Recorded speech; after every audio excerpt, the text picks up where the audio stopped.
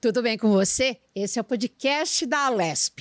E a cada 2 dias, uma pessoa é sequestrada e levada para um cativeiro na Grande São Paulo. Em grande parte dos casos, obrigadas são submetidas à extorsão mediante sequestro e obrigadas a realizar transferências bancárias. A maioria das ocorrências era de golpe, em que os bandidos simulam um encontro com a vítima em sites de relacionamento e depois levam a pessoa para um cativeiro.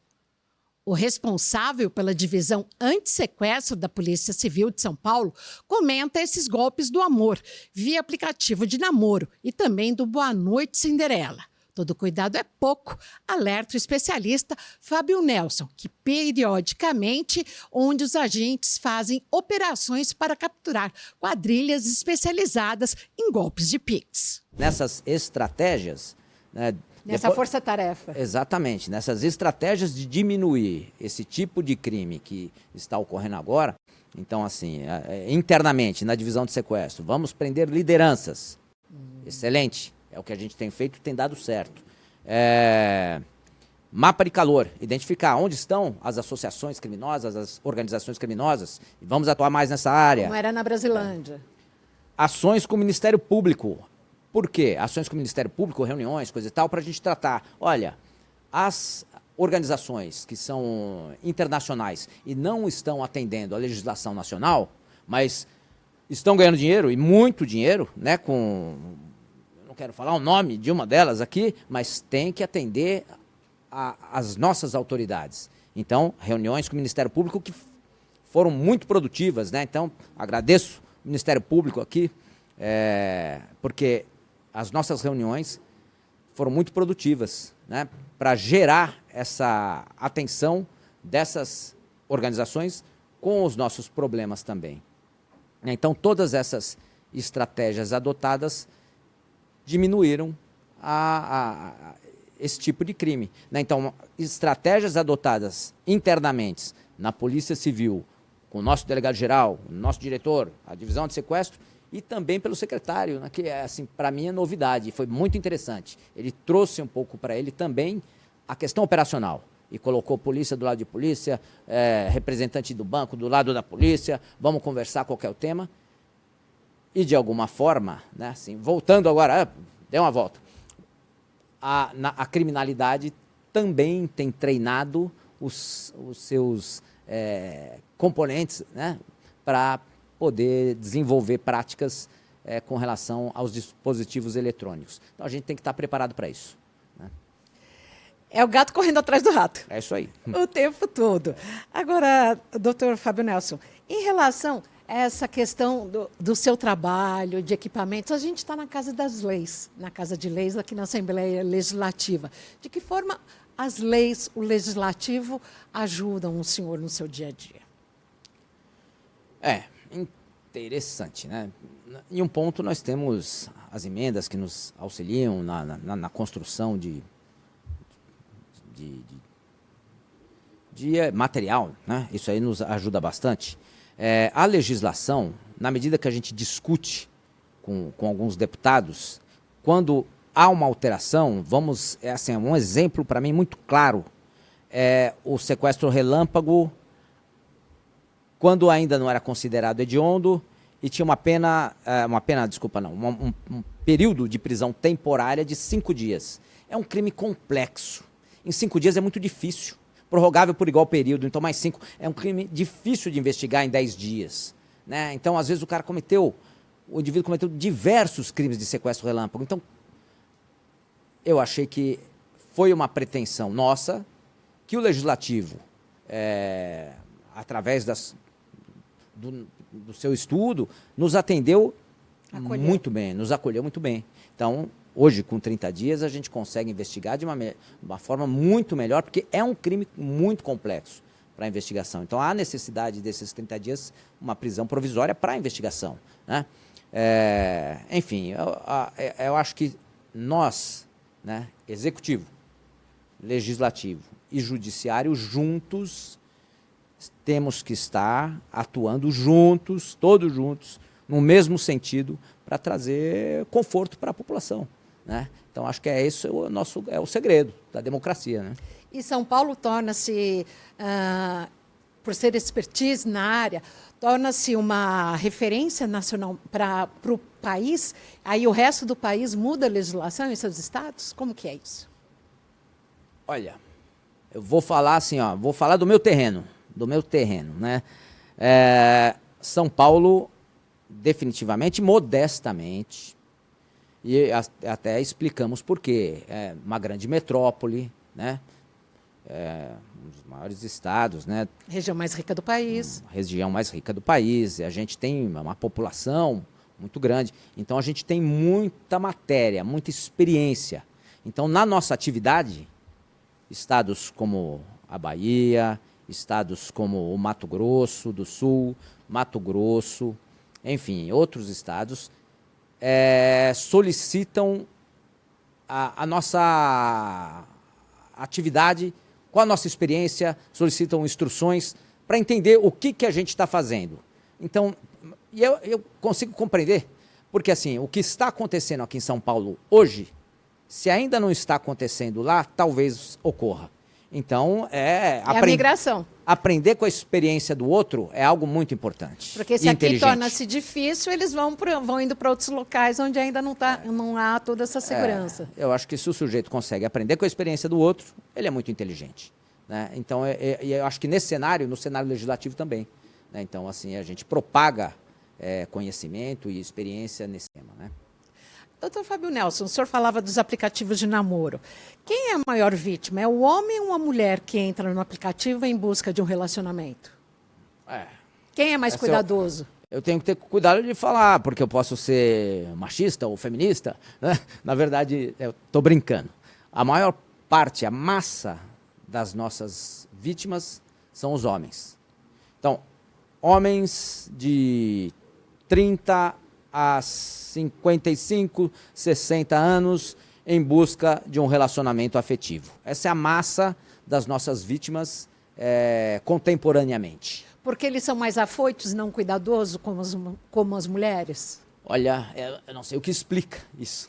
Eu não sei o que explica, mas, de fato, assim, nós temos menos mulheres associadas a esse tipo de crime. Para dizer bem a verdade... Quando eu falo vítimas. Vítimas desse tipo de crime. Assim, até porque, do outro lado, nós temos, necessariamente, às vezes, né, mulheres praticando esse delito, que a gente precisa de uma voz feminina, e tal. Né? E que é a presa, né? Sim, e a gente fez prisões importantes nesse tema. Né? Então, essas que são as autoras, elas se escondem atrás de um perfil de uma outra mulher que também está sendo vítima, né? Porque alguma mulher que existe, né? A fotografia de alguma mulher que existe está lá.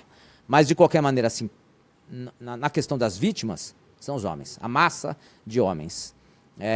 Nós temos pouquíssimos casos de mulheres, pouquíssimos casos de gays. Isso que eu ia perguntar para o senhor, o público LGBT. O público LGBT, pouquíssimos casos também. Eu não sei exatamente por quê, né? Assim, a gente não... Mas a massa é de homens com esse perfil.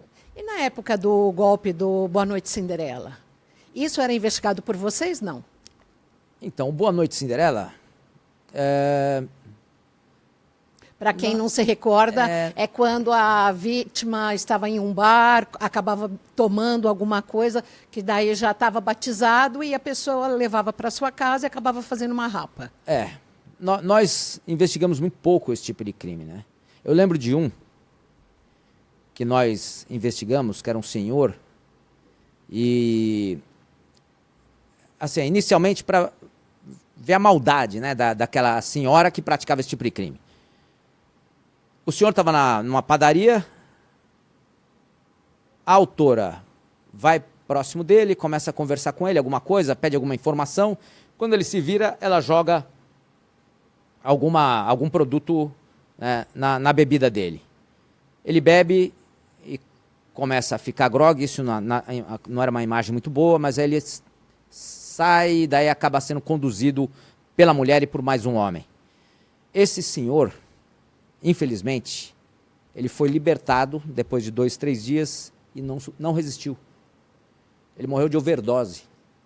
Né? Então, assim, é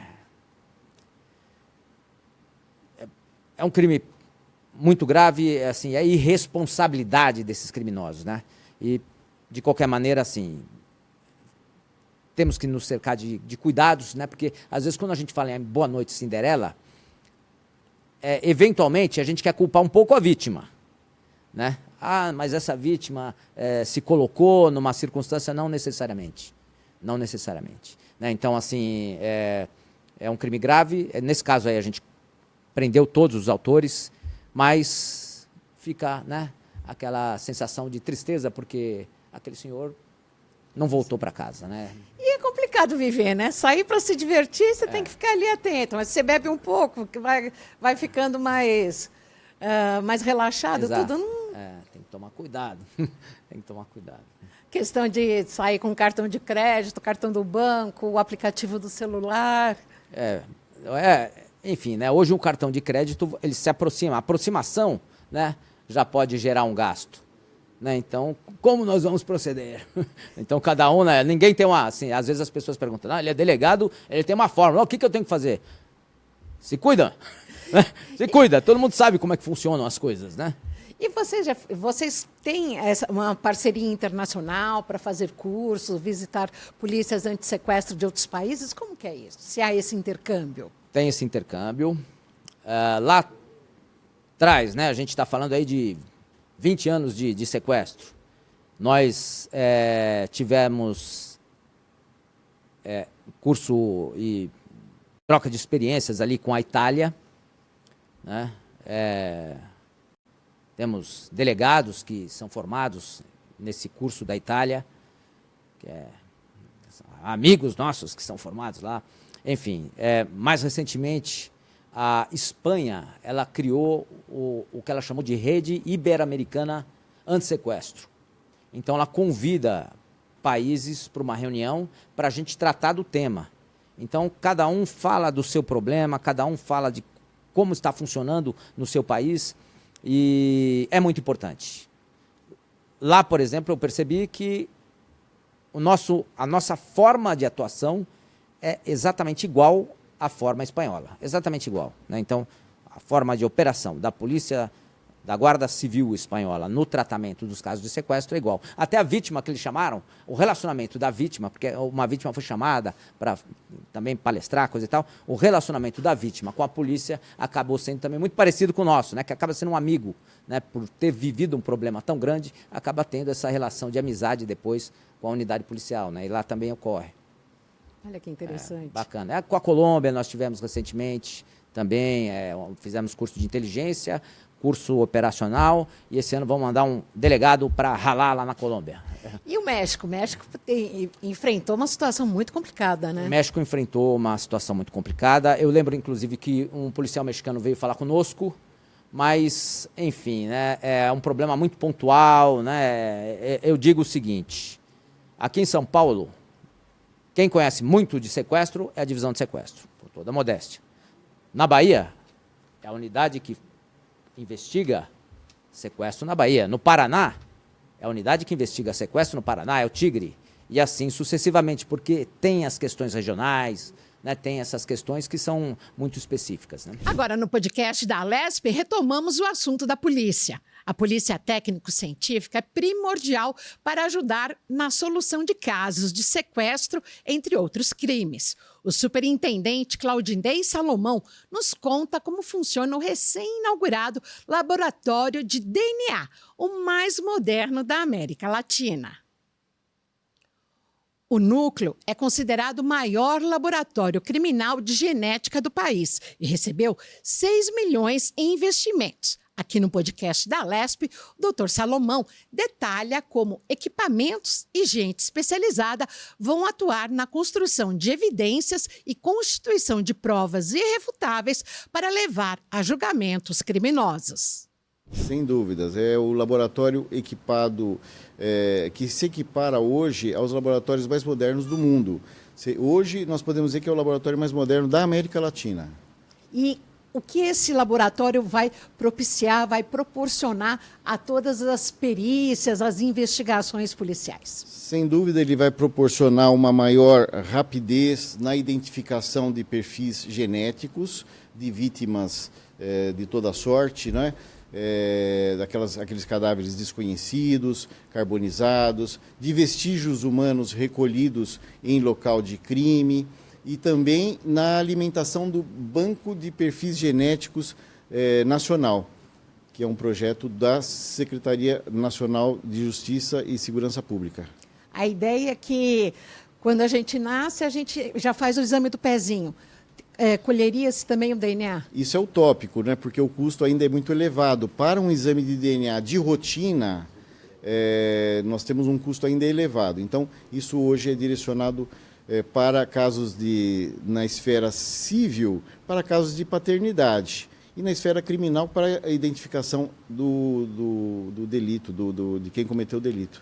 O amplo laboratório está sendo entregue agora, mas o que vocês já conseguiram através desse laboratório do DNA? Se eu pudesse contar alguns casos, dar alguns exemplos para a gente. Sem dúvida. Um fato muito interessante é que, na esteira dessa coleta que está sendo empreendida nos indivíduos privados de liberdade, nós conseguimos identificar, por comparação, elementos que já estavam presos e que tinham cometido delitos sexuais que eram desconhecidos.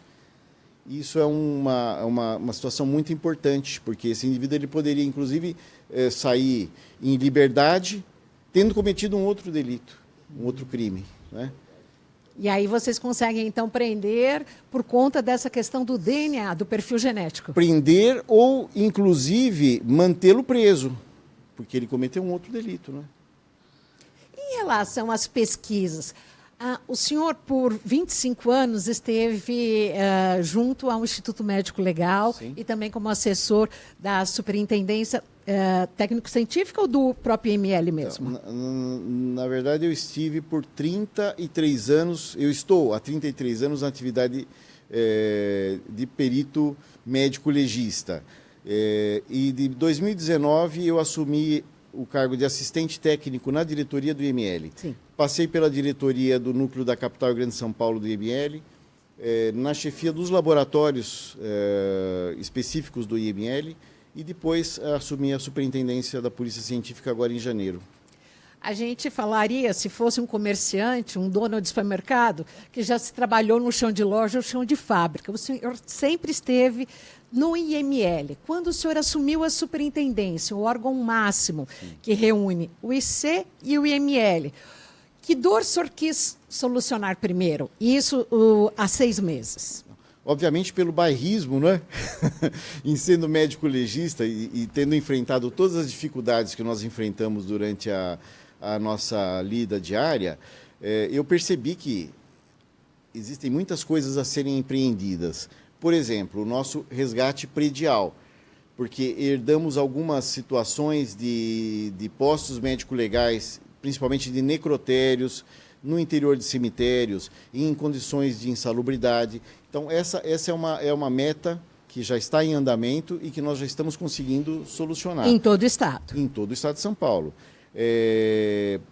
Também, com relação ao Instituto de Criminalística, nós sabíamos que havia uma certa demora, uma demanda por conta da sociedade, porque hoje uma ocorrência ela é atendida, em primeiro lugar, pela Polícia Militar.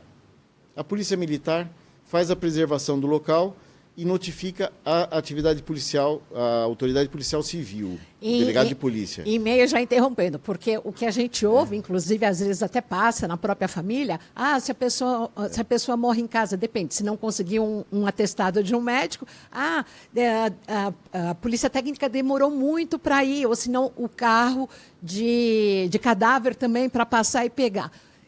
Continue, eu gostaria que o senhor falasse. Eu posso dizer para a senhora o seguinte, funcionava desta maneira. O delegado de polícia, recebendo a ocorrência, ele notificaria, se necessário, o Instituto de Criminalística para que o perito criminal fosse fazer o exame do local.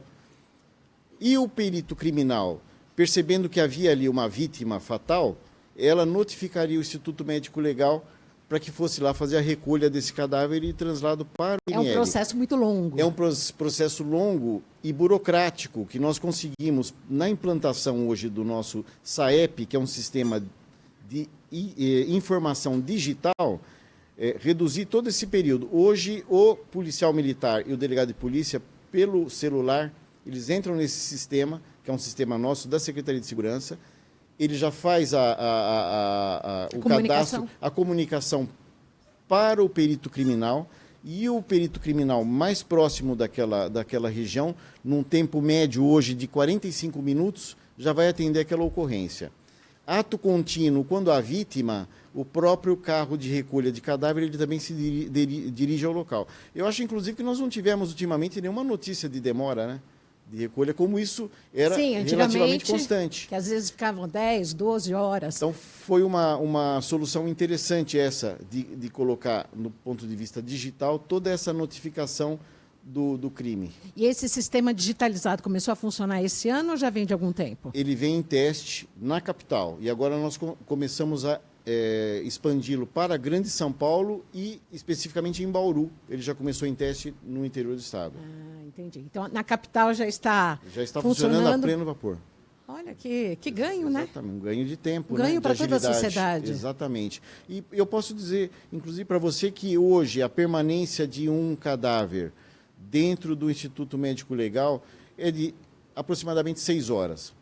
Nós conseguimos liberar hoje mais rápido que o serviço de verificação de óbitos. As pessoas não sabem essa diferença. O SVO também pertence a vocês? Não. O serviço de verificação de óbitos é um órgão da Secretaria de Estado da Saúde, municipalizado, e que tem a finalidade de fazer a liberação daqueles cadáveres vítimas de morte natural, causas internas, que não receberam assistência médica durante a vida, ou que morreram sem essa assistência médica, ou que morreram num prazo inferior a 24 horas da chegada do pronto-socorro.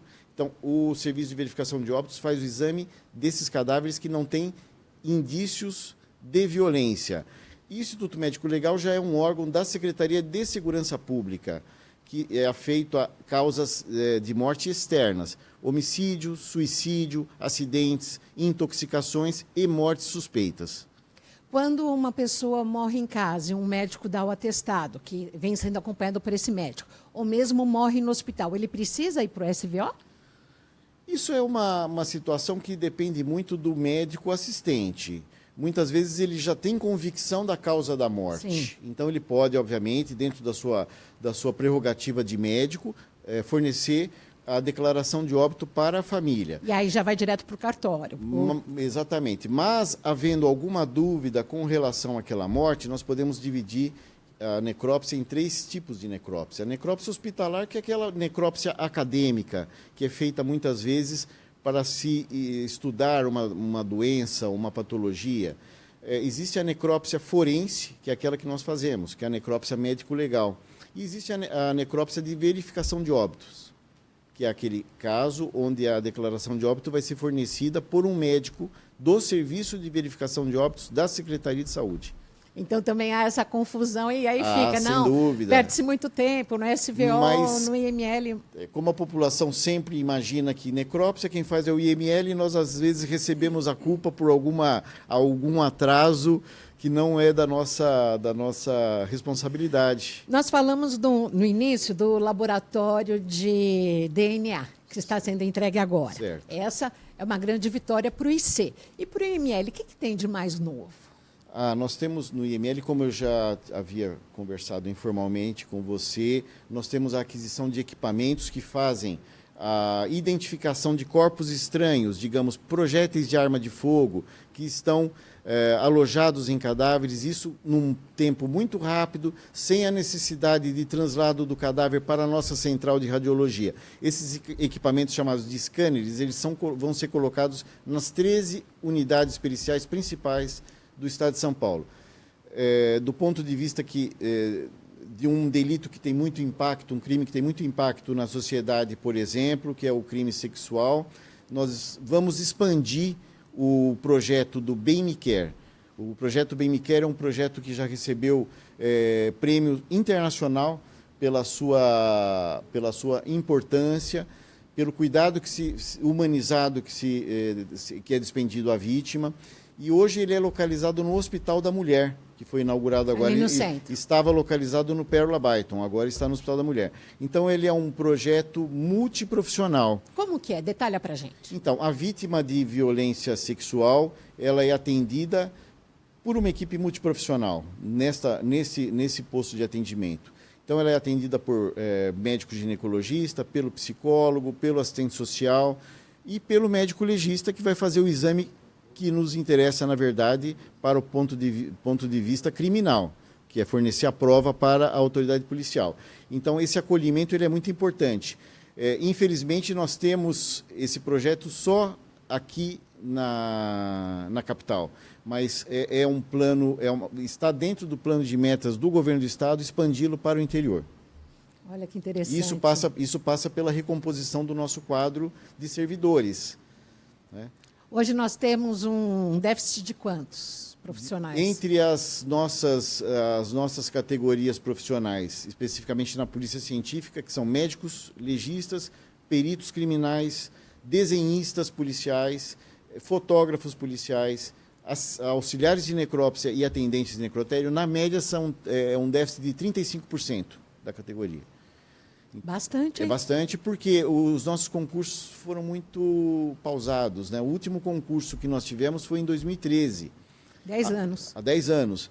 Então, indivíduos vão aposentando, outros saem da atividade por motivo de doença, e agora está havendo uma recomposição patrocinada pelo governo do estado das categorias policiais, de forma geral, e também da Polícia Científica. Então, nós já tivemos agora um concurso em andamento para 189 médicos legistas, que vão ser acrescidos em mais 116 para todo o estado de São Paulo. São mais 300. Exatamente, Serão um total de 300. para recompor o quadro de médicos legistas das unidades. Nós temos 170 unidades periciais espalhadas pelo estado de São Paulo. Só postos médico-legais são 77. Então a carência é realmente muito grande. Qual o perfil de um médico do Instituto Médico Legal e o senhor que trabalhou lá há tanto tempo? É um perfil, a princípio, acadêmico. São médicos que têm muito interesse na medicina, de forma geral, e na medicina legal, que é uma especialidade fantástica. É uma das especialidades mais difíceis da medicina, porque ela tenta traduzir para a justiça tudo aquilo que nós encontramos do ponto de vista médico. Traduzir em laudos. Em laudos. Então, é uma atividade de ligação. Porque o juiz, o advogado, o promotor de justiça não tem a menor noção de achados médicos, de alterações causadas no corpo. Então, o médico legista ele é um indivíduo de ligação. Ele produz laudos que vão fornecer subsídios para a penação, para a condenação. E também... voltando aqui no DNA, nós podemos falar também que o DNA ele é efetivo, inclusive, em isentar algum indivíduo de crime. A senhora tem acompanhado aí no noticiário internacional que indivíduos que estavam presos por conta do advento do exame do DNA, eles acabaram sendo inocentados, porque não estavam presentes naquele local do crime. Então, o médico legista, ele é um indivíduo que tem que estar sempre aprendendo. Ficamos por aqui com mais uma edição do podcast da Alesp. Você pode nos seguir nas redes sociais e também nas plataformas digitais. Até mais!